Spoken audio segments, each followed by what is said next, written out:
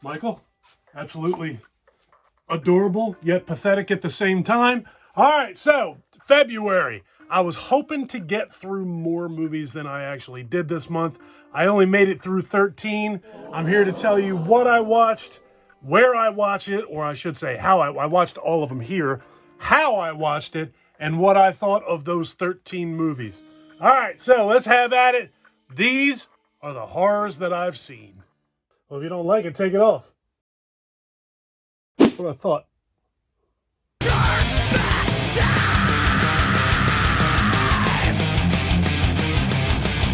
All right, so kicking things off on February 1st on DVD, I watched Conan the Barbarian.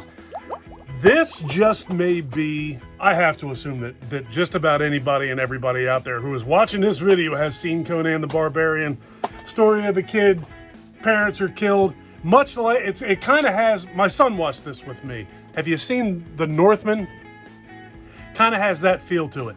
Young kid watches his mother and father get killed, then he spends the rest of his life trying to avenge their murder. That's basically the premise of Conan the Barbarian as well. Very early in Arnold Schwarzenegger's career, I can't remember if this was the movie he did either right before or right after The Terminator. I think it's before. I may be dead wrong. Maybe you know, doesn't make a difference. He did this right around the same time that he did Terminator. And if there's any movie in existence that I like from Arnold Schwarzenegger that I like more than the original Terminator, it just may be Conan the Barbarian.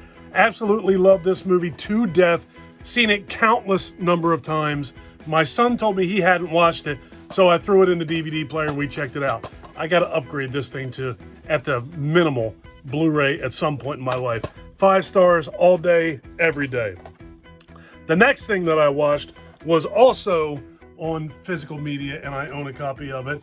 We watched Joker. Kind of along the same reason I watched Conan. My son said he never saw Conan the Barbarian. Conan. He was a talk show host, Conan O'Brien, whatever. My wife told me that, or reminded me that she had yet to see The Joker. My son and I actually saw this in the movie theater, then watched it again as soon as this came out and I bought it. And just earlier in the month, something triggered in my mind and reminded me that my wife hadn't seen this. Asked her if she wanted to watch a horror movie. She said she did not. But she said, why don't we watch Joker? Joaquin Phoenix is probably did my favorite portrayal of Joker ever. Certainly the darkest version of Joker ever. I mean, I liked Cesar Romero. I liked the kid that died a few years ago, Brokeback Mountain. What the hell was that kid's name? Heath Ledger. Wow, brain fart. Heath Ledger. I really liked his as well, and I didn't think there was any way anybody was going to top that portrayal of Joker. But Joaquin Phoenix was mind-blowing as Joker, and I only hope that sometime down the line we get a chance to see him reprise that role and do it again. I absolutely loved it. That's another one, 5 stars all day long. The next thing I watched, also on physical media, I watched the Blu-ray of Abraham Lincoln Vampire Hunter. This is also not a first-time watch for me. I've seen this movie a couple times, but it's been years.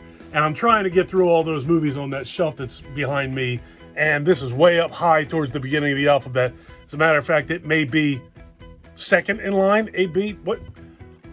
I think Abandoned is the only other movie alphabetically that I have before this one. So I just pulled this off the shelf and checked this out. Very cool. Follows basically the true story of Abraham Lincoln and the Abraham Lincoln story and everything that Abraham Lincoln did, but it throws in the element of him being a vampire hunter. Friggin' wonderful movie. Very, very well made movie. Very intriguing. I've loved this movie from the first time I saw it. I almost loved this movie from when I saw the trailer the first time, before I saw it. Very, very cool. I gave it 4 stars. A lot of CGI in there. It could be better. I don't know if it could be better, to be honest with you, but I'm just not a big CGI fan. And for me to put 5 stars on it would say that that's like the as good of a vampire movie can possibly be. And it simply isn't. It's a very good movie, 4 stars. Next up, on Netflix. I know I mentioned this before in last month's the horrors I've seen video that I made. I'm a very big documentary guy. If there's anything in the world that I like even remotely close to as much as I like horror movies, it's documentaries. And Netflix kept on telling me to watch Pamela, A Love Story. It's the documentary of Pamela Anderson. We all basically know the story of Pamela Anderson, but this show just goes into a little more detail of her past relationships and the sex tape scandal that came out in her relationship, the rise and fall of her relationship with Tommy Lee. One thing I did not know at all, to be quite honest with you, is that her and Tommy Lee got married like 4 days after they met. I did not know that. As much as a surprise as that is to me, I'm kind of interested in the world of heavy metal, and Motley Crue, although not heavy metal, they kind of loosely fall under that category because nobody else knows where to stick them. So I'm very well aware of what goes on with Motley Crue as well, and and pop culture in general, had no idea that they got married after they only knew each other for 4 days. But the documentary was very, very good. Watched that a few weeks ago, and I gave that 3.5 stars. Sorry, I keep looking down. I have stuff piled on top of my notebook, and that's where my star ratings are. Next up, I watched the 4K of Smile, finally. I've had this for a couple of weeks, and I've been trying to get to it, and one day I finally grabbed my son out of his room, pulled him away from his video games, and said, why don't we watch Smile? This was pretty spectacular. It very much had, and I've read, or I don't, you know what, I didn't read. I've watched other videos where people talk about this, and they said that it was surprisingly good, and I agree completely. It was definitely better than I had anticipated. And they also say that it very much has an It Follows feel to it, and I couldn't agree more. It definitely has an It Follows feel to it. Pardon me. If you haven't seen It Follows, but you've seen Smile, It Follows is just like, well, not just like Smile, very similar to Smile, and vice versa. If you haven't seen this yet, and you like It Follows, very, very good, very, very similar type of feel to it, where things are passed around and passed on by different manners of contact. Very, very good movie, though. I was very surprised by this. I highly suggest Smile, and I gave that 4.5 stars. Next up, what did I watch? Oh, here's one for you. Another thing that I have a very big interest in is sports. I've been a sports fan my whole life. So I saw that there was a documentary on Netflix about the incident that took place in 2004 between the Detroit Pistons and the Indiana Pacers, where a riot basically broke out in the Palace of Auburn Hills, and the documentary was called The Malice at the Palace.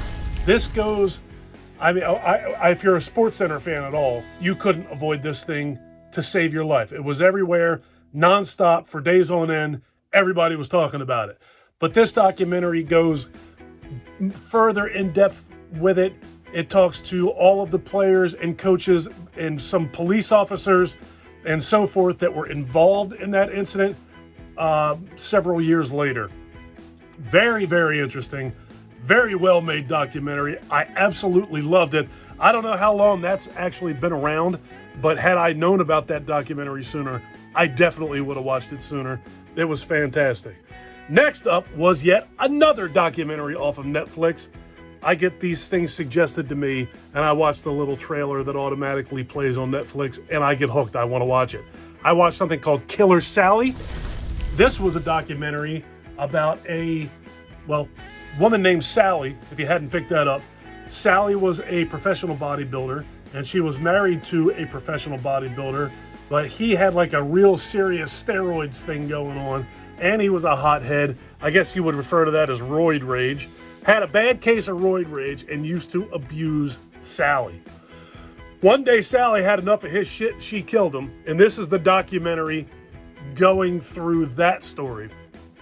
Also very, very good. Not as good as some of the other stuff that I've watched on Netflix, but very interesting nonetheless. That was Killer Sally.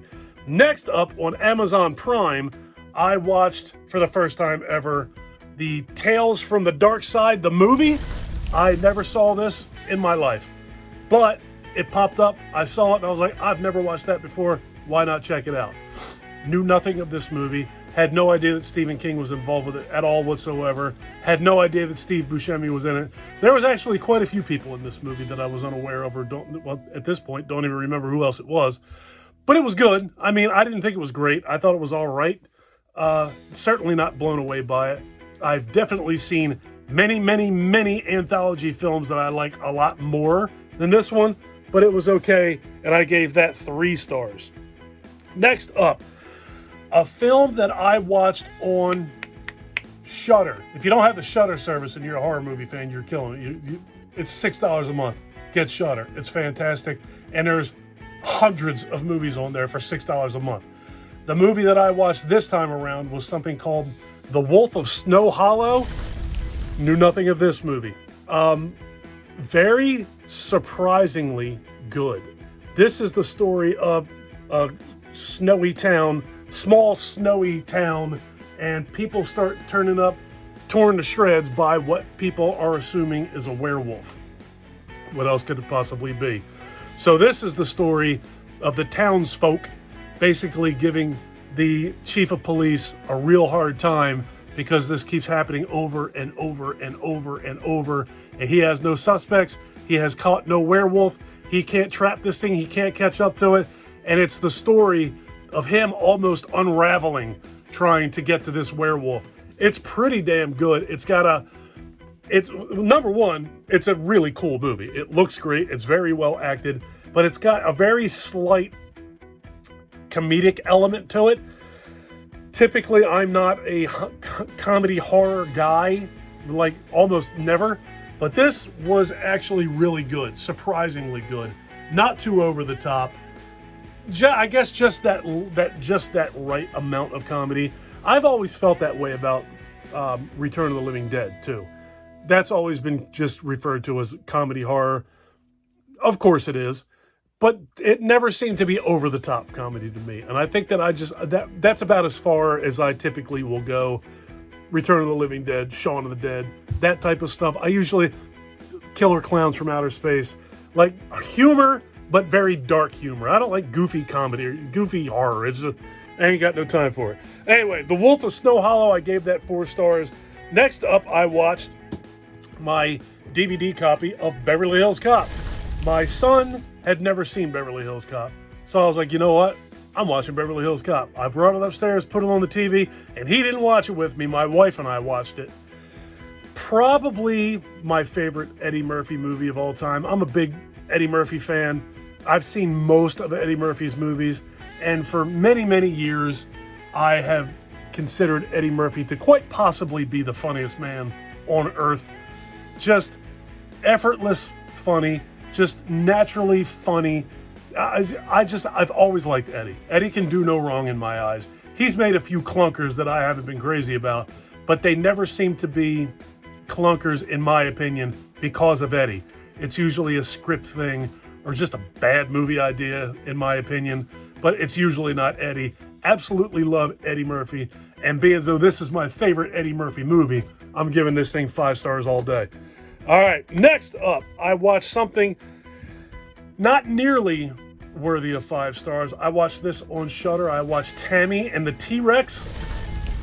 This movie stars a very young Paul Walker and a very young, and equally young Denise Richards. And this is the story of a guy who has a mechanical T-Rex, and Paul Walker dies at some point, and the guy steals Paul Walker's brain and puts it in the mechanical T-Rex. It is every bit as ridiculous as that sounds. All right, so as bad as this movie sounds, it honestly wasn't terrible. It was definitely watchable. It was well made. It looked great.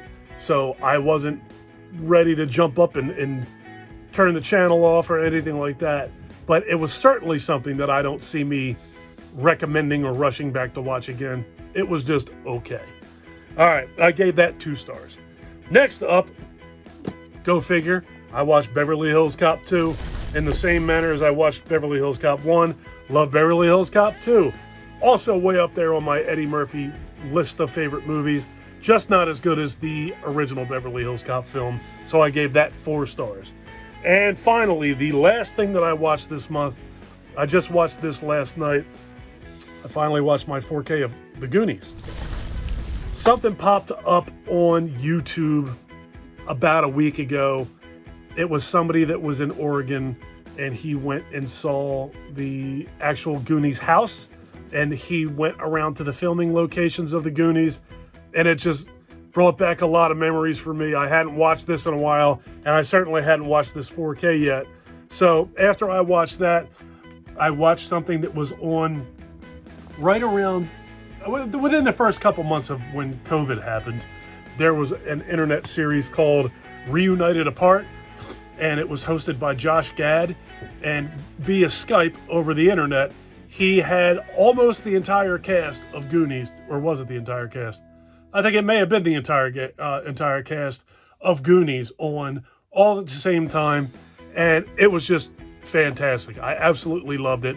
And like I said, I saw the one thing with the filming locations pop up for Goonies. Then I watched that again, and last night I just said, damn it, I got to finally watch this 4K. It looks fantastic in 4K. I have not watched the bonus features on this yet, so maybe that'll happen tonight. But this is just, it's a wonderful story. How many people out there could possibly have not watched the Goonies yet? If you haven't watched the Goonies yet, and you like adventure films in any way whatsoever, watch the Goonies, especially if you're a child of the 80s. Hell, if you're a child of the 80s, it's unacceptable for you to have not watched the Goonies yet. Absolutely, positively fantastic. All right, so my favorite film of the month that you know what? I'm taking this out because Goonies is one of my all-time favorite movies, period. So I'm not going to count that. This easily is my favorite film that I watched this month. But of the newer films that I've watched, I would say that my favorite film of the month was Smile. I was kind of blown away by Smile. I sort of knew what I was getting into with Smile, but it still caught me a little bit off guard by actually how good it was, actually. And my least favorite film of the month, it was definitely Tammy and the T-Rex. I ain't watching that movie again, let's be honest. If you do have Shudder, it's on there, but like I said, I can't recommend it. But if you want to watch a quirky old film and you're a Paul Walker fan or a Denise Richards fan, go check it out. All right, I'm getting out of here. Let me know down in the comments section how many of these movies you've actually seen, other than Beverly Hills Cop, Conan the Barbarian, and the Goonies, for sure. I'd almost bet that you've all seen those. All right, leave me the comments down below. Let me know what you've seen. Let me know what you haven't seen, and let me know if there's anything here that I have compelled you to watch. I'm getting out of here. If you guys like this video, please give me a thumbs up. If you really like this video and you've been enjoying my content up to this point, please do me a huge personal favor. Click that subscribe button and ring that bell. Take care of yourself. Take care of each other. Have a kick-ass day. And thank you for watching, folks. See ya.